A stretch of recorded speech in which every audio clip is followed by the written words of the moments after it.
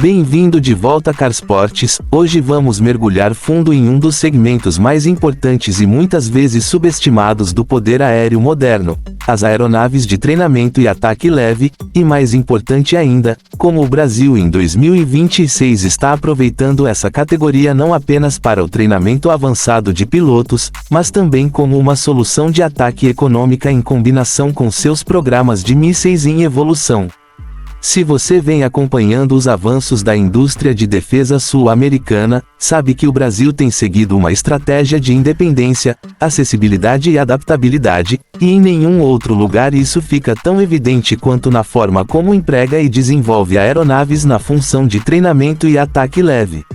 Então vamos contextualizar. Em 2026, forças aéreas do mundo todo enfrentam um desafio crescente: como manter a prontidão dos pilotos e as capacidades de ataque sem esgotar orçamentos em caças de quarta e quinta geração.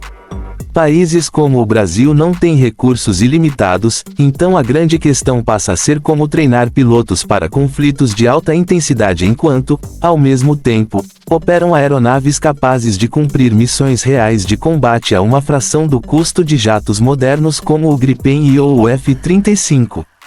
É aqui que o conceito de aeronaves de treinamento e ataque leve se encaixa perfeitamente, e o Brasil tem feito grandes avanços com plataformas como o Embraer Super Tucano e novos treinadores avançados que apagam a linha entre ferramenta de ensino e máquina de guerra. A filosofia é simples, mas eficaz. Você pega uma aeronave relativamente acessível, projetada inicialmente para treinamento, adapta com estruturas reforçadas, aviônicos modernos e pontos duros para armas. De repente, o que antes era apenas um degrau na formação de um jovem piloto se transforma em uma ferramenta letal de campo de batalha capaz de apoio aéreo aproximado, contra-insurgência, patrulha de fronteira e até missões limitadas de ataque de precisão. E como essas aeronaves são mais simples, fáceis de manter e muito mais baratas de operar do que caças de grande porte, elas trazem uma flexibilidade incrível para países que não podem bancar frotas grandes de jatos de ponta. Agora entra o ecossistema de mísseis brasileiro, porque é aqui que a sinergia realmente brilha. O Brasil passou décadas desenvolvendo sua tecnologia de mísseis, e em 2026 vemos não apenas melhorias de desempenho, mas também um esforço para tornar esses sistemas acessíveis tanto para uso doméstico quanto para exportação. Mísseis como o Mar-1 antirradiação, o MA-1 Piranha de curto alcance Arari e o Adarter de quinta geração representam a capacidade do Brasil de competir em áreas antes dominadas exclusivamente por grandes potências. Some-se a isso o crescente estoque de bombas guiadas e munições de ataque ao solo que podem ser carregadas até mesmo por aeronaves leves de ataque, e de repente essas plataformas baseadas em treinadores se tornam extremamente perigosas para qualquer adversário sob as condições certas. Vamos falar de desempenho primeiro. O Embraer Super Tucano, um dos principais representantes brasileiros nessa categoria, continua sendo uma das plataformas turbohélice mais exportadas e respeitadas do mundo. Seu design robusto, a capacidade de operar em pistas curtas e não preparadas, e o baixo custo operacional o tornam ideal para países que buscam soluções práticas. Mas em 2026, o Brasil não se contenta apenas com esse legado turbohélice. A integração de armamentos inteligentes, pods de designação eletroópticos e sistemas de datalink significa que o Super Tucano deixou de ser apenas um avião de contra-insurgência. Ele é agora uma ferramenta de combate da era digital. Combinado a mísseis como o MA-1 e bombas guiadas, o Super Tucano pode realizar ataques de precisão a um custo muito menor que o de uma missão em um caça moderno. E os preços? É aqui que a economia pesa. Em 2026, a média de custo por hora de voo de uma aeronave leve de ataque como o Super Tucano ou um treinador a jato avançado varia entre $1.000 e $2.500, dependendo da configuração e da carga de armamentos. Compare isso com o Gripen I, o caça principal do Brasil, que custa de $8.000 a $10.000 por hora de voo, ou com o F-35, que ultrapassa facilmente os $30.000. A diferença deixa claro por que tantas nações investem nesse tipo de aeronave. Ela entrega poder de combate útil e capacidades de treinamento por uma fração do custo. Os mísseis, claro, aumentam o valor, mas mesmo aí o Brasil consegue ser competitivo. O Mar-1, por exemplo, foi estimado em exportações em torno de $500 mil por unidade, muito abaixo do AGM-88 Harm norte-americano, que pode ultrapassar 800 mil ou até 1 milhão por míssil. O Adarter, joia brasileira em parceria com a África do Sul, gira em torno de $400 mil por unidade, mais barato que o M9 vezes Sidewinder, que custa de 450 a 500 mil. Já o MA1 Piranha, mais antigo, segue como opção básica e eficaz, com preços ainda menores que os mísseis ocidentais mais modernos. Mas não é só preço. O Brasil trabalhou duro para garantir desempenho real. O Adarter, por exemplo, é um míssil de quinta geração de curto alcance, com capacidade de alto ângulo de visada, vetoração de empuxo e resistência contra contramedidas infravermelhas.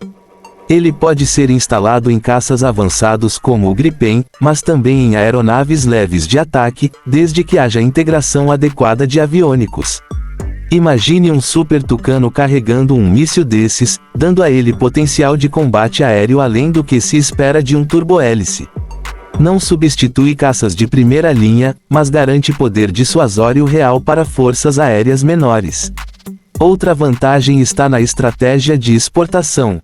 Mantendo produção e manutenção acessíveis, o Brasil abriu portas para dezenas de países que agora conseguem acessar tecnologia de mísseis avançados e aeronaves capazes sem estourar seus orçamentos de defesa. Hoje, muitas nações na América Latina, África e Ásia veem o Brasil como fornecedor confiável justamente por causa dessa combinação de aeronaves de treinamento, ataque leve com mísseis acessíveis. Na prática, em 2026 o Brasil continua usando suas aeronaves leves de ataque em missões de patrulha de fronteira, operações antitráfico e até em campanhas contra o narcotráfico no coração da Amazônia. Essas missões não exigem um F-35 ou mesmo um Gripen. Elas exigem resistência, baixo custo operacional e capacidade de voar por horas sobre áreas remotas. E é aqui que essas aeronaves brilham. Somando armamentos guiados modernos, podem até destruir pistas clandestinas ou alvos específicos de grupos hostis sem causar danos colaterais. No campo dos mísseis, o Brasil tem testado a integração desses sistemas tanto em aeronaves tripuladas quanto em drones. O Mar-1, por exemplo, já mostrou eficácia em exercícios contra alvos de radar simulados, dando ao Brasil capacidade própria de supressão de defesas aéreas inimigas, algo normalmente reservado a grandes potências. Ao mesmo tempo, o avanço de bombas guiadas por satélite e foguetes inteligentes traz mais uma camada de poder de ataque para aeronaves leves. E olhando para frente, a indústria de defesa brasileira já fala em sistemas modulares de mísseis que poderão ser adaptados tanto a aeronaves leves quanto a drones. Isso reflete uma tendência mundial: nem toda missão precisa de um caça furtivo e um míssil de milhões de dólares. Muitas vezes, o mais lógico é um treinador com uma bomba inteligente ou um míssil de custo acessível. Tudo isso tem impacto direto no equilíbrio de poder aéreo da América do Sul. O Brasil cria uma estrutura em camadas: no topo, o Gripen para dissuasão e projeção regional; no nível intermediário e baixo, aeronaves de treinamento, ataque leve com mísseis acessíveis, capazes de cumprir a maioria das missões do dia a dia. Essa abordagem garante flexibilidade operacional e sustentabilidade orçamentária. E tem outro detalhe que muita gente ignora: o valor no treinamento. Quando pilotos voam aeronaves de treinamento, ataque leve armadas de verdade, eles não estão apenas aprendendo a pilotar. Eles estão treinando táticas de combate reais em uma máquina que replica missões de frente de batalha por uma fração do custo. Quando passam para o Gripen ou outros caças modernos, já têm experiência com tiro real e táticas operacionais. Isso aumenta muito a prontidão e justifica ainda mais o investimento nessa categoria. No mercado internacional, o Brasil também é competitivo. Muitos países que não podem bancar caças como F-16 ou Gripen estão comprando Super Tucanos porque conseguem pagar não apenas o preço inicial, mas também a manutenção ao longo dos anos. Um Super Tucano custa cerca de 12 a 15 milhões de dólares, contra 85 milhões de um Gripen ou mais de 100 milhões de um F-35. Somando combustível, logística e manutenção, a economia de longo prazo é gigantesca. Quando se incluem os mísseis brasileiros no pacote, temos uma solução de defesa completa e acessível. Esse cenário mostra com clareza, em 2026, aeronaves de treinamento, ataque leve e a tecnologia de mísseis brasileira não são apenas coadjuvantes na aviação militar. São peças essenciais que permitem aos países equilibrar ambição com realidade orçamentária. Para o Brasil, essa estratégia transformou sua indústria de defesa em player global e deu à Força Aérea Brasileira um conjunto adaptável, acessível e eficaz para treinamento e combate. Então, quando alguém pergunta se aeronaves de treinamento e ataque leve realmente importam na era dos caças furtivos e mísseis hipersônicos, a resposta é sim.